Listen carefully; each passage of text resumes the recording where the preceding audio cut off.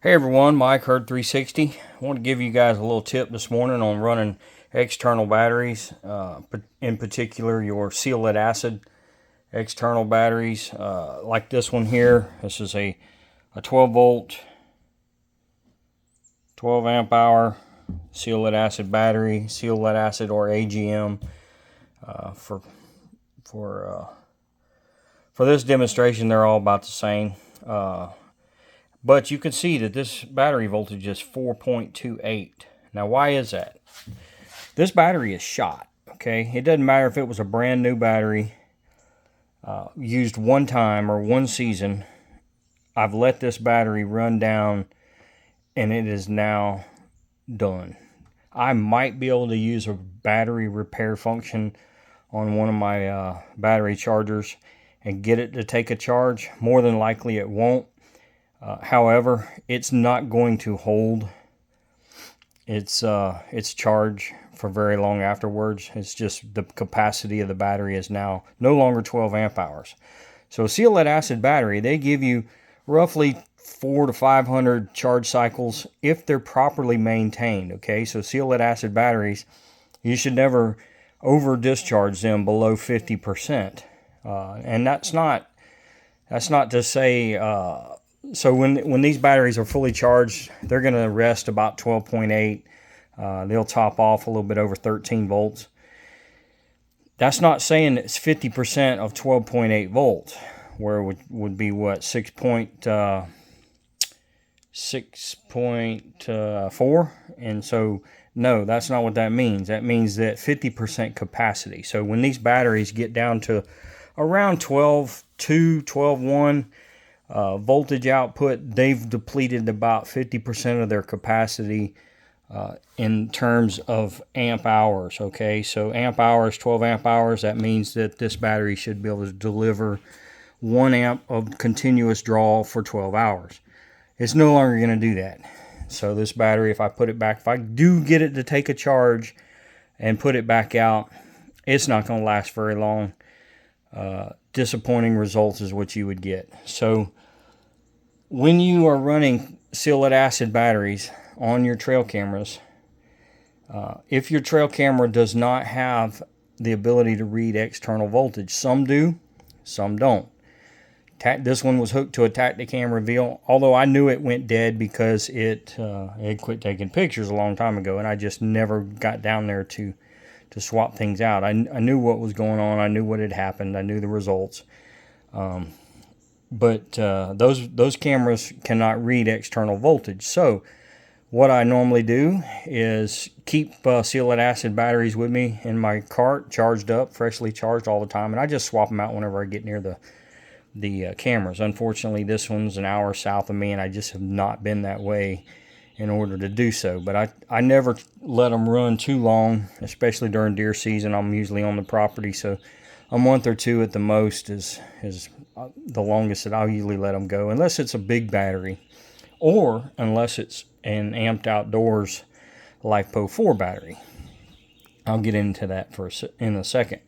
But your Tactacam Reveal and most of your AA battery cameras that will hold up to 12 AA batteries, generally the internal voltage, the battery configuration is 9 volts, 6 in series and 6 in series, and then those two banks of 6 in parallel. So that 6, when you wire batteries in series, the voltage adds, the amp hours does not. It maintains the same as the single battery, but your voltage does add.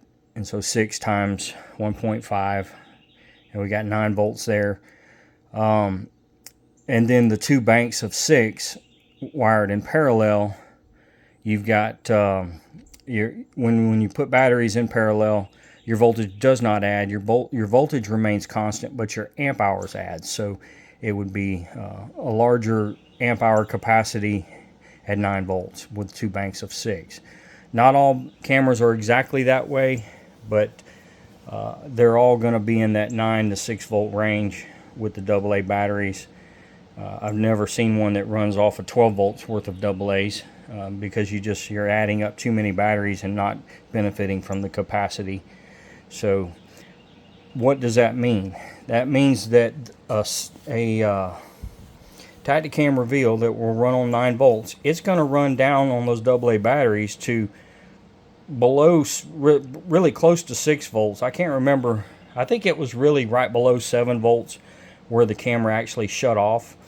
If you had AA batteries in there, you would see this 12 volt battery drain down, and once it gets to below that 9 volt threshold, then the AA batteries would take over because they would then be the highest voltage source. Same way with the LiPo pack. The LiPo pack is like 8.4 volts. And so if you were running this in conjunction with your lithium LiPo pack, you would see that battery, you would see your battery symbol show up in your app that it was running below 100%, and you would know that it had switched over to the LiPo pack. What that tells you is that your 12 volt battery had then dropped below 8.4 volts, and anytime you get below 12, you start damaging these batteries. When you get down into the 9 volt range and the 8 volt range, 7, and this one probably hit like 8, or it probably hit around 7 volts. The camera shut off, and then because it had been damaged, it just kept gradually dropping down. Plus it was connected to the camera, so there may be some parasitics going on there with the camera electronics. But either way, it had reached a damaged level, and it just won't hold a charge now. So 4.28. So guys, when you're running seal lead acid batteries, the Tactacam is going to always show you 100% until when it's connected to an external. If you don't have internals and you're just running it on the external, it's going to show 100% until this battery gets down around 7 volts, and at that time you've damaged it. The amped outdoors, the LiPo 4 amped outdoors, they cost a ton up front, 2,000 charge cycles roughly. Again, these are 400 to 500 charge cycles on a seal lead acid if you maintain them properly, which probably is not going to happen running them in hunting situations. You're not going to know when they get down to that 12.2 volts and time to change them out. So that's why basically I'm just mostly try to run the amped outdoors batteries anymore, because they have a battery management system built into them. So they don't ever let that battery get down to that damaged level. Once that battery level starts dropping and gets down to a level to where it would damage those lithium cells, it shuts it off. And so it manages that. It manages overcharge, it manages undercharge. Also keeps the temperatures stable. So there's a lot of protection there within that amped outdoors battery. So I don't know what else to say about that. You're going to get closer to 2,000 charge cycles out of your amped outdoors. So when you start doing the math, sure, they cost a lot up front, but they really, over the long haul, they really save you a lot of money. And they're lighter. You get more usable power out of a LiPo 4 battery as well. So when you hear people say that, what they're relating to is if you take these down to around 50%, you're like 12.1 volts or so, then you need to change it out, and that's maintaining this battery. That's doing your maintenance. On a LiPo 4, you can run them down about 80% below. The beauty of a lithium battery is that it maintains its voltage over the life of the battery. It will drop a little. That's why it's so difficult for battery meters to actually read the battery capacity left on a lithium battery, because their voltage changes very little. It doesn't drop a lot. Like with a seal lead acid, it's a curve that as the battery's being used, the voltage is also dropping. With lithium, it's not so much. It just pretty much keeps that voltage. So you can run your lithium batteries down, and again, that battery management system is going to manage all that for you. You don't have to think about it.